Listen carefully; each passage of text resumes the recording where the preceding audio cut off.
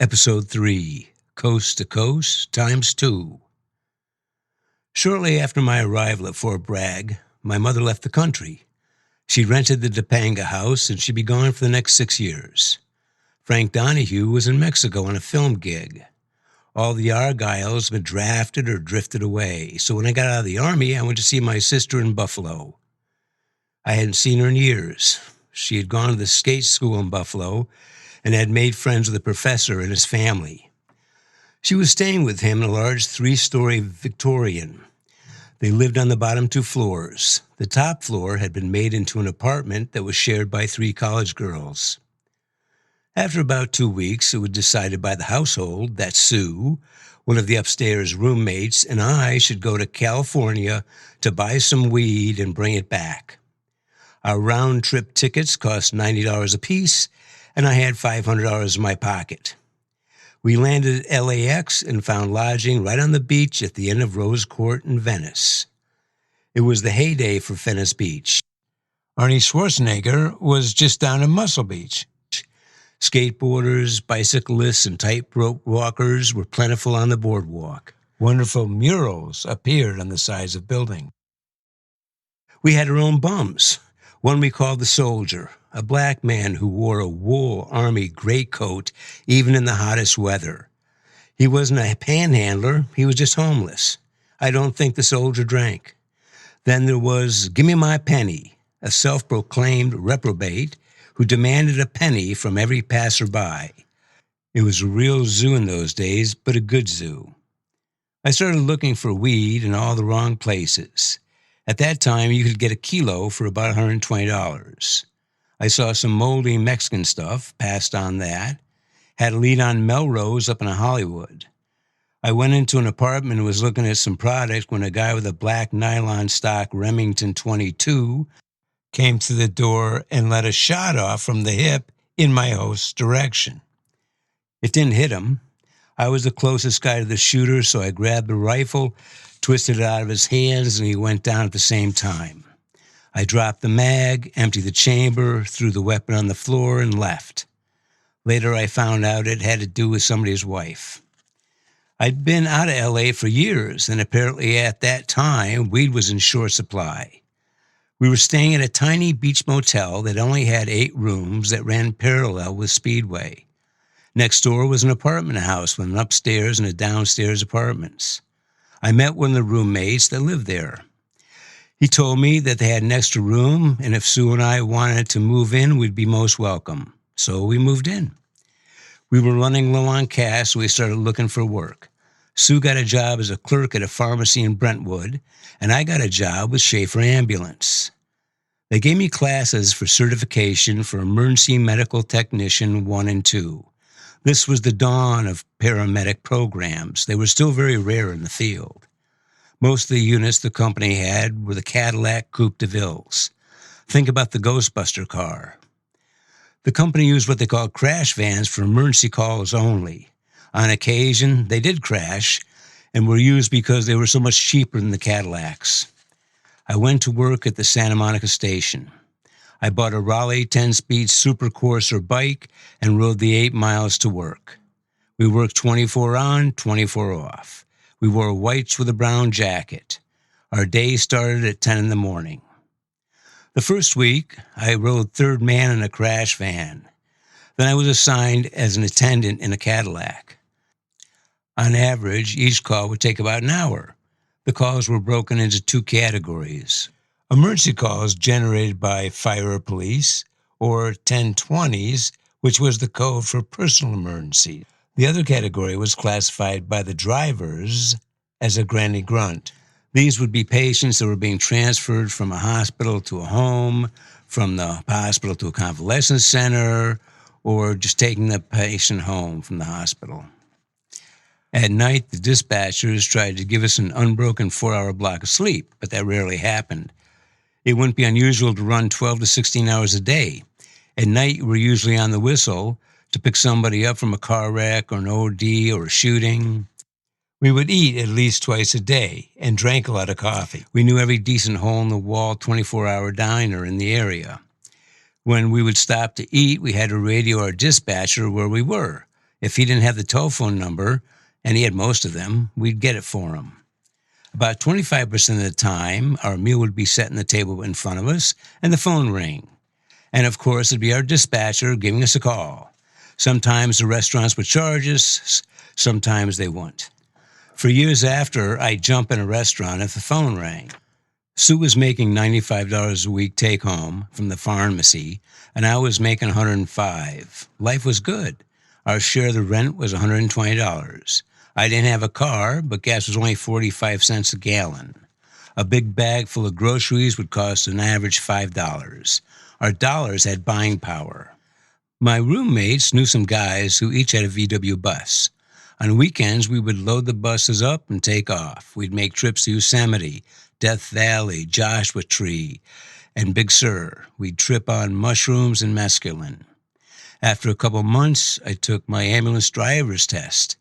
DMV had a booklet that I studied. I was amazed to find out the superpower that emergency vehicle drivers possess.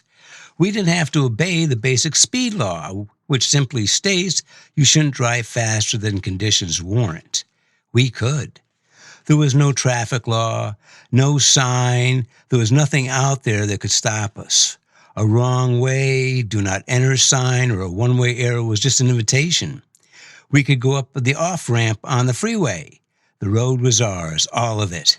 I wonder when the last time an ambulance went 70 miles an hour down Venice Boulevard.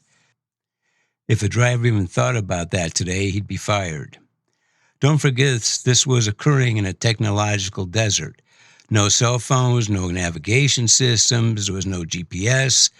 What you called GPS, we called maps. There was a huge map book put out by a company called Thompson. Hundreds of pages. If you were unfamiliar with your destination, the attendant, who was the navigator, looked it up in the street index. Found the reference page, turned to that page. It was laid out in a grid. Letters in one direction and numbers in the other. Line up the number and the letter, the intersection would be close to your address. The attendant would call out the turns. If we were really going fast, which we usually were, the attendant would call out the street before your turn to give you a chance to brake. We never used left or right. We always used cardinal directions, turn east, turn north, etc. One day, a new hire showed up. I was driving and he was assigned to me. Apparently, he worked as an attendant in Lake Elsinore. I knew right away there was something off with this guy. The driver's duties included ensuring the vehicle was in good shape. Tires were at the correct pressure, gas and oil, all the fluids, etc. The attendant was responsible for the patient compartment, sheets, pillowcases, bandages, all the first aid supplies we might need. It was a particularly slow morning, so he spent most of that time scrubbing the patient compartment floor. He even waxed it. He did the windows. He did a major clean on the compartment. After about 2 hours, we got our first call. It was a stabbing that we were going to take to Culver City Memorial. We got to the scene. There's a man standing in an open doorway in a wife beater, and it's turning red. He'd been stabbed multiple times in the torso. We got him on the gurney, loaded him in the vehicle. My attendant got in back with him. I hit the whistle and were on the way to the emergency room. When we pulled in, I get out, walk around the back of the vehicle, open the big door. I'm about to help my attendant get the patient out when I realize he's arguing with the patient. They're going back and forth about who's going to clean up all the blood on the floor. My attendant's saying that he didn't spend all the time that morning cleaning up just so this guy could come and bleed all over it. I told him, don't worry, let's get the guy in, I'll help you clean it up. Later that afternoon, we got an LA fire call up in Benedict Canyon.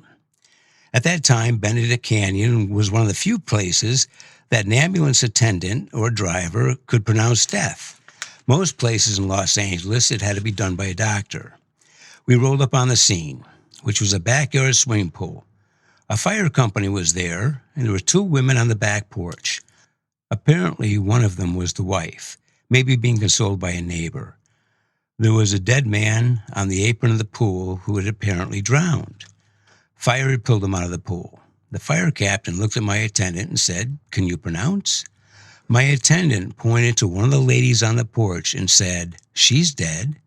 He then pointed at one of the firemen and said, "He's dead." Then he pointed down at the drowning victim and said, "He's definitely dead." He was fired before we got back to the station. I told you he was off. This job required that you take charge of the situation. Oftentimes, we would arrive before the police. If nefarious things were going on, the cops weren't called at all, just the ambulance. We handled gunshot wounds, stabbing, a construction worker impaled on rebar, terrible crashes on the freeway. You name it, it's LA. It's gruesome, and stuff happens. We had a pretty high turnover. New guys all the time. I guess you had to have the stomach for it. You needed to stay calm and focused. You get a gunshot wound call and be the only ones on the scene. It's likely someone around's got a gun. They just use it to shoot this guy. For all the blood and gore, at the end of the day, I knew I was doing a good thing. How bad could it get? I mean, I wasn't being shelled by the commies. One day we got a call to take a patient to Olive View Hospital for a 72-hour psych evaluation. It was about 50 miles drive across the San Fernando Valley. Our patient, who was being held in a mental health facility because the cops caught him hitchhiking in a bus stop, talked to him for a bit and realized he needed help. He was a young guy, early 20s, and goofy. We loaded him up on the gurney. Patients laid down for transport. It's 3:30 in the afternoon going north on the 405. It was stop and go as always. I'm in the back with a patient, and I feel a vibration in the ambulance. We have a flat tire, so my driver pulls over. The right front was flat. On that vehicle, the spare tire was stored behind the passenger bucket seat. The seat was spring-loaded. The tire had a wing nut you had to take off. My driver was having trouble getting the seat in position and screwing the wing nut. So he tapped him on the glass that separates the patient compartment from the front seat and motioned for me to come and help him. I went out the back door, came around and held the seat for him. I looked up through the glass divider and see the patient has left the vehicle. He's heading south on the 405. We give chase. We've got our medical whites, our brown jackets, so all we need is to complete the picture was a long-handled butterfly net. Traffic is crawling and people are shouting at us things like, "He doesn't look sick to me." Others were encouraging the patient to run, run. 100 yards down the road, I caught up with them, grabbed him under the armpits, and started dragging him back to the vehicle. The people in their stopped vehicles are loving the show. It wasn't good for us. We figured we'd hear about it back at the station. We got back to the vehicle, pulled out the gurney, threw him on the gurney, and soft-tied him down. He's trussed up like he's ready for the oven. We're just about to load him back in the vehicle when Chip shows up. The cop's not sure what to make of it. He sees we've got a flat and offers to escort us off to a gas station where we get it changed. We eventually make our way to Olive View. On the way, my driver and I were debating what we would have done if we actually lost the patient. The best we could come up with was to roll the empty gurney in, toss the paperwork on the nurse's desk, and say, "Hey, this guy claims to be the invisible man." I'd been in LA for about 9 months when I got a call from my mother, who was living in Greece. She was having trouble with the tenants in the house at Topanga. They were leaving, and she wanted me to move in, which I did. I got transferred to the Culver City station, and now my bike ride was about 32 miles each way. I could fly down the hill in the morning and get to work in less than an hour, but it took me 2.5 hours to come back home because of the steep climb back up the canyon. Needless to say, I was in great shape. Sue's father had some medical issues, so she went back to New York shortly before I moved to Topanga. One morning, it was about 5:30, I was awakened by somebody at the door. I find Frank's nephew, Ricky, on my porch. I invite him in and make some coffee. He starts telling me about a trip that Frank had made with a roughneck and the barge down to Mexico. Their destination was Sinaloa. After arriving, they start loading tons of weed onto the barge. There was some problem because the first 20 burlap bags the cartel gave Frank were filled with corn stalks. But that got sorted out with no bloodshed, and they came home with a total of 7 tons. The trip took about 2 weeks. During that time, Ricky befriended the gate guard on the dock where Frank would bring the load in. He started a ritual of taking the guard for coffee down the street to a little all-night diner. And that's just what Ricky had done this morning as the load came in. After about 40 minutes, Ricky and the guard came back to the dock to find it swarming with every kind of law enforcement you can imagine. There was an informer on the boat, and the feds had the whole thing wired. It was the largest weed bust in LA history at the time. Frank actually escaped. The story he told was that he slipped over the side of the boat and swam to the Ramona, which was the garbage scow docked one pier over. Frank pretty much knew everybody in the harbor, which included the captain of the Ramona. Frank said once he got on the Ramona, he disguised himself as a homosexual and swished right past the cops. Frank was able to get off the boat that morning, but they knew who he was and they knew where he lived, and he was arrested shortly after. The roughneck was seized by the marshals. He put his Santa Monica mansion up for bail and got out of jail. The rest of this story will follow. When Frank was a lifeguard on Santa Monica Beach, he met Dickie and Daryl Zanuck. These were the children of Richard Zanuck, the head of 20th Century Fox. They became lifelong friends. Consequently, Frank got some small parts in a handful of movies. Throughout the years, the door was always open to Frank at Fox. He wrote a script for a series about two teenage kids that were stowaways on a round-the-world cruise ship. Frank said the reason he wrote it was because he wanted to travel around the world. He worked on Liza Minnelli's Lucky Lady. He furnished safety divers for The Man from Atlantis, a short-lived series with Patrick Duffy. He wrote the original script for the series Sea Hunt. Sport diving was in its infancy, and a series about an underwater James Bond was pretty cool for the time. It was pretty much Frank's story. He had been a Navy hard hat diver and one of the first UDT frogmen, now called Navy SEALs. I think it ran for 3 seasons. The producer, Ivan Tors, stole it from him. Frank sued him and eventually won a large settlement at a fortuitous time, as you will see. Frank had one hand in Hollyweird, as he called it, and one hand in the sea. Now they've got him dead to rights. He's caught with 7 tons. Nobody thinks Franks is going to get probation. I stayed with Schaefer for a year and then worked for their competitor Goodhue for about 6 months. My sister had come west. She and her boyfriend were living at the bottom of the canyon. I'd been talking to my father. The roadside business had morphed into a large landscape company. He wanted my help.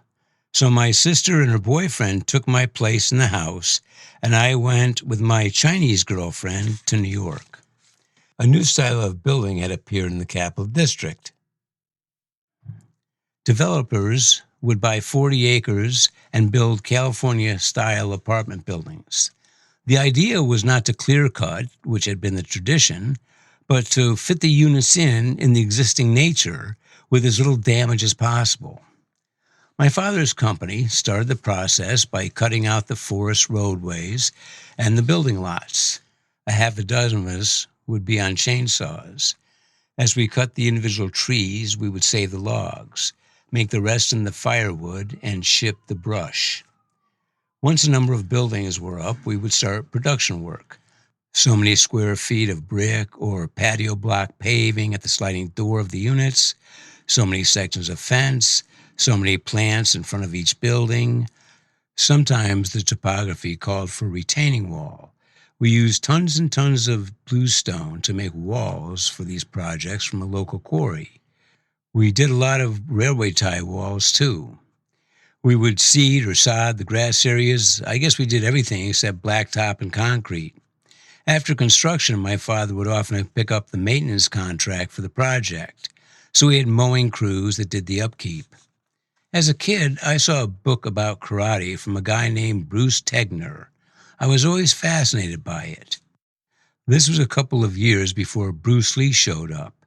The only martial arts in the culture was a TV show called Kung Fu. At the time, in the Tri-City area, there were only 3 places for martial arts: a judo club, a kung fu place run by an Italian, and a judo and karate dojo run by a Japanese teacher. Since karate is a Japanese word, I figure I go there. I started class and trained with this teacher on and off for over 30 years. Over that time, he complimented me 3 times. Twice he said, and once he said, strong. His most common critique was, somehow stinks. Sensei T was a 6th dan in judo and a 5th degree in karate. In those days, there were just a handful of Japanese teachers that had come to America. Sensei knew about 4 or 5 of them in New York City, and we would regularly compete against them. In those tournaments for safety gear, you had a cup and maybe a mouthpiece. No hand covers, no foot covers, no padding.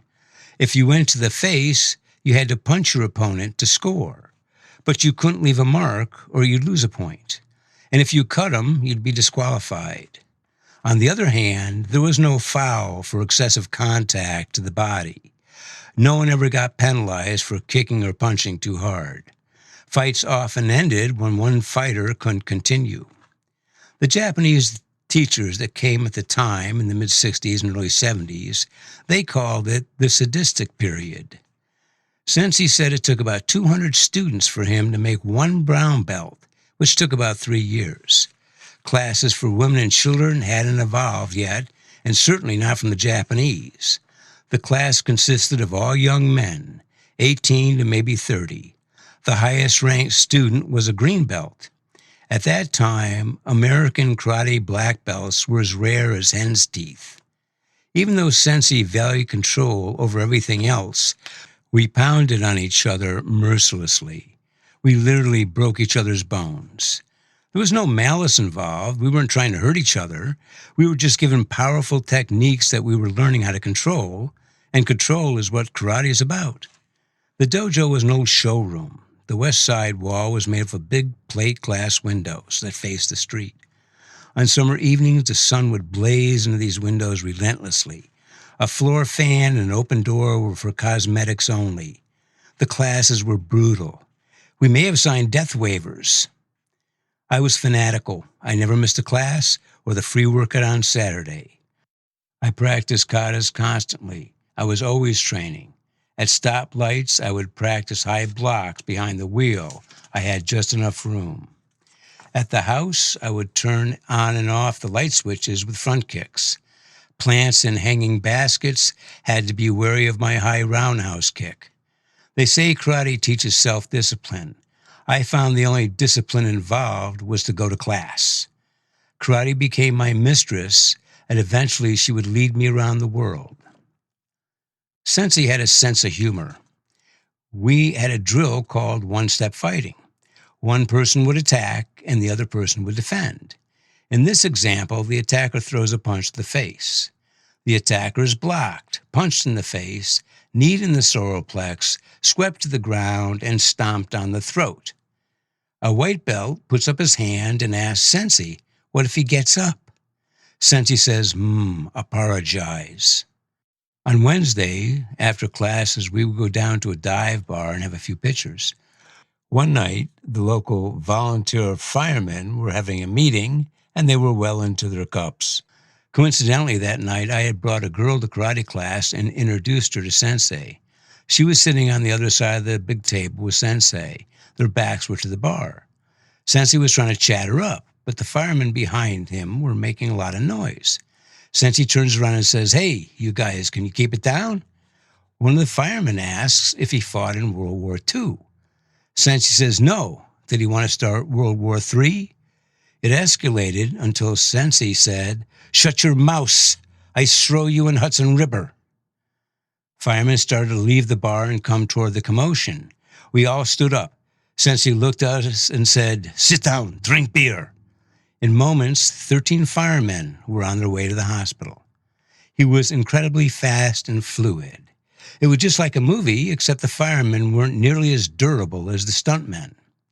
He used his judo to throw half of them. The rest he took out with a couple kicks and punches, put him down. And I mean down. I don't think anyone touched him. He either blocked or slipped any attack. I would come to find out that Sensei loved to fight. I guess that's why he was so good at it. He said he'd been over 100 street fights before he came to America. He liked bars, and he liked to fight. He was famous enough in Japan that young judo and karate champions would visit the dojo for a week or two to train and pay their respects. When he had these guests, they would drive up to some small town in the Adirondacks and clean out bars. At one time, 4 or 5 judo players came over, and Sensei took them to a county carnival. They got in a fight with a dozen locals. The judo players would block their opponent's punches and then throw them onto the ground. If the throw wasn't enough, a few kicks did the job. They were all arrested and spent the night in jail. At the arraignment, the judge asked each side what happened. The Americans said that the Japanese had beat them up. The Japanese said they were mistakenly arrested. They were watching the Americans fight each other. The Americans were badly bruised, while the Japanese didn't have a mark on them. The judge asked to see the back of the Japanese hands to see if their knuckles were marked up. Their hands weren't marked either. Since there was no physical evidence that they were ever in a fight, the judge let them go. Sensei met another karateka, Mr. S., a 2-time world champion. He was one of the youngest ever to reach 7th-degree black belt. He taught at our dojo for a bit and then went to New Jersey to start his own school. He was phenomenal. I had the privilege to train with him for many years. He traveled the world giving demonstrations at existing dojos. At the end of the demonstration, everyone, the teachers included, would be on their knees saying, "Teach me, Sensei, teach me." He introduced his karate into more than 14 countries. It became the largest style in Australia, South Africa, Germany, Finland, and Estonia. There were schools in Zimbabwe, Botswana, Canada, Switzerland, England, Scotland, Portugal, and Norway. Think about how remarkable that is. Serious karate students are very diligent. They work very hard to improve their art. They believe in their teachers and what they've been taught. Karate teachers are held in high esteem by their students. I never heard anyone say, "I'm taking karate classes, but my teacher sucks." So imagine after training 10, 15 years, somebody comes to your dojo and demonstrates techniques superior to anything you could even imagine. He had 25,000 students around the world. That's how phenomenal he was. My teachers met like this. Sensei S. had met an American girl overseas and was on the way to visit her when he passed Sensei T's dojo. He stopped for a visit. Sensei S. introduced himself and said he did a little karate. Sensei T would say, as a judo player, karate guys, you just get close to them, let them throw a punch, block it, and then throw them on their heads. Sensei T held an impact and invited Sensei S. to show him his karate. Sensei T said, "S punched the pad and almost crapped myself. I thought I was going to go down. Unbelieving." Sensei T's opinion of this karate guy changed completely. From then on, Sensei T followed Sensei S when it came to karate. They became great friends. Among both teachers' students, it was agreed that in a fight between them, the one that made the smallest mistake would lose. When Sensei S traveled to his foreign students, he would tell stories about Sensei T. They were in a bar in Sensei T's neighborhood when a commotion erupted behind them. The bartender pulled a pistol and was waving it in front of the 2 karate teachers. One of the students asked, "Well, what happened?" "Why, Sensei T took it away. He's always the perfect host." So Sensei T was known around the world to Sensei S's students. This would be very favorable for me later in life. Sensei S approved all black belt promotions. He would visit us often, and he knew all the senior students. I was so lucky to have both of these teachers. Sensei T was a genius at fighting. We practiced mostly karate, but every class we'd have some judo or an aikido technique in the mix. We learned basic judo throws and lots of chokes and joint locks. He showed us how to stay alive on the ground. We could fight from any position. He had a move for everything. Shake my hand and I can kill you 3 ways. I trained with him for 30 years, and he always came up with new and effective techniques. On the other hand, Sensei S's philosophy was 1 hit, 1 kill. He would ask you, how many times can you be hit by a sword?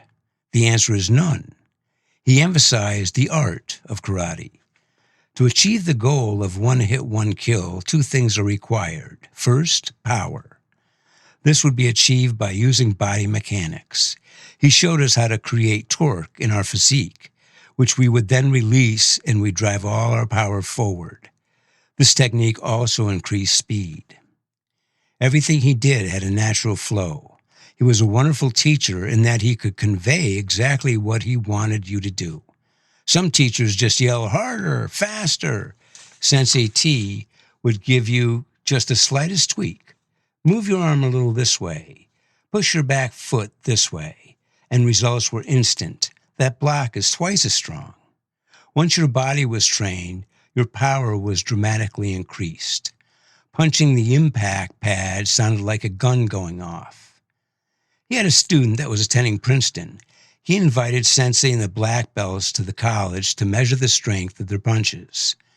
Their impact was a little better than a .357 Magnum, around 700 psi. The second thing you need is a way to deliver the power. Every drill we did revolved around this. Some techniques elicited a predictable response that was taken advantage of. Some techniques were designed to lower your opponent's concentration, making him vulnerable to attack. Others would create a moment of confusion in your opponent. Some would lead your opponent to feel safe at his distance. He would say, all you need is one good kick, one good punch. We practiced very few things, and we practiced them again and again and again. Over the years, I've met many karate practitioners that have beautiful kicks and punches, but they don't know how to fight. But I digress. My father's business was starting to go downhill through his own mismanagement. I decided to start my own company with one of my coworkers. I'd always liked stonework and concentrated on those jobs. Landscaping is a seasonal business. That fall, I got a job as a bouncer in a bar/restaurant. Physically, I'm on the smaller side, but I've been training for 3 years, and at this point, I had no problem doing my job. The place got a reputation for fights. It hadn't been like that when I first started. And now on a Thursday night with 6 people in the bar, there's a fight. I would intervene, and sometimes someone would take a poke at me. It really wasn't fair since I had hundreds of hours of sparring under my belt. You couldn't really call them fights. I could handle the situation without hurting anyone. I almost felt sorry for them for their lack of skill. That winter, a friend of mine asked me to go to the airport and pick up a couple suitcases. He described them as large brown American touristers. He said the airlines hadn't replaced his baggage and they were coming in at 12. I went to the airport and waited for the bags. In those days, there was no conveyor belt. They were unloaded by hand off carts. I pick up 2 bags and start walking out of the airport, and I feel someone slip their hand down my back and grab my belt. I look over my shoulder, and I see a state trooper standing about 6'40" and 270 pounds, and he asks, what's in the bags? I say, clothes? Turns out there's 50 pounds of Colombian reefer. This wasn't good. Governor Rockefeller had just passed the toughest drug laws in the country. An ounce of cocaine could get you life. 50 pounds could cost you 20 years minimum. I was sent to county jail. I had no idea how this was going to turn out. Was this cell and these bars going to be my life for the next 20 years? Was it too early to get a prison gang tattoo? Which one? I really wasn't cut out for the Aryan Brotherhood, and I was too pale for the Crips. As I pondered this, I set about adapting to my new environment. Another personality trait I have, for good or bad, is I don't worry. If bad things happen, I get over them remarkably quickly. I always look on the bright side, and that's what I did in jail. My sister taught me to play chess when I was 5. I've been playing ever since.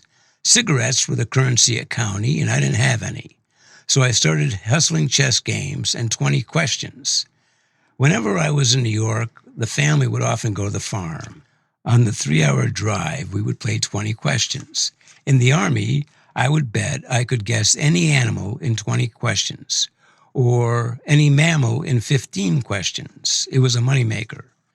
I brushed up on my handball and practiced karate. I read Jaws and Caesar's Gallic Wars. 3 weeks after I went in, bail was finally agreed to and I got out. Because I wouldn't give up my friend, the cops were looking to hang the whole thing on me. My business partner and I knew the district attorney's campaign manager. My partner went to see him and explained the situation. The campaign manager called the district attorney and simply said Jesse didn't do it. The fix was in. There was no trial. The judge said I was in the wrong place at the wrong time. That'll be $100 and don't do it again. I wonder if luck is inherited too. I get busted in January. The following summer, we received news that my sister, still in California, had overdosed. Somehow it fell to me to inform my father. He had left my stepmother and the 2 younger kids and was living in a travel trailer at the edge of town. I arrived about 8 o'clock in the evening and he was already in bed. I told him what we knew, which was she was in the hospital, but we really didn't know what her condition was. We got the information secondhand from her boyfriend who was in Hawaii while she was still in San Francisco. My father's only comment was, "Good Lord." I asked if he'd go see her. He replied, "What for?" I knew he wouldn't go. He never had any money. I couldn't believe nobody in the family was going to go. I got on my Suzuki 550 and headed to San Francisco. I got a hold of my mother in Singapore, where she'd been working as an advertising executive. She lived in Majorca, Spain, Greece, and Bali since I'd last seen her. We were going to meet at my sister's house that she shared with her boyfriend. My plan was to ride 16 hours and sleep 8. I kept that schedule pretty well. I met up with a fella and his wife on a full dresser, and we rode through Kansas together.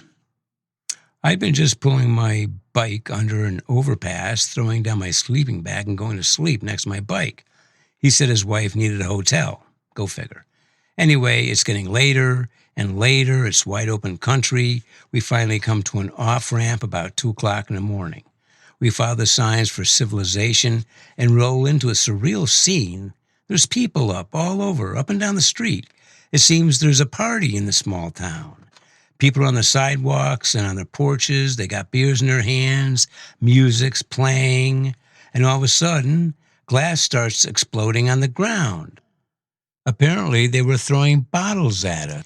We did a quick U-turn. We didn't observe the basic speed law, and we left that very odd scene. We went through Utah, but eventually made it to San Francisco.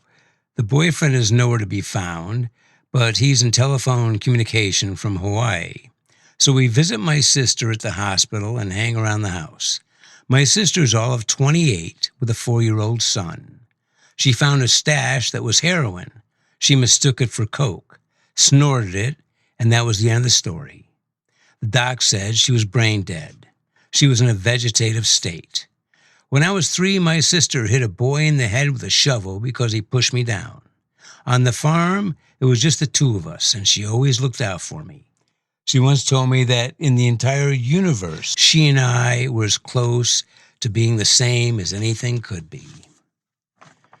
During our visits, we couldn't make any connection. She was empty. It was extremely painful.